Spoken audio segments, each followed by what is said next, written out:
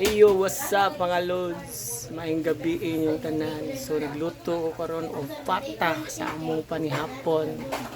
Dira day mga lods. So, right. Alam mo kaya makahurot gani og kanon karon mga lods.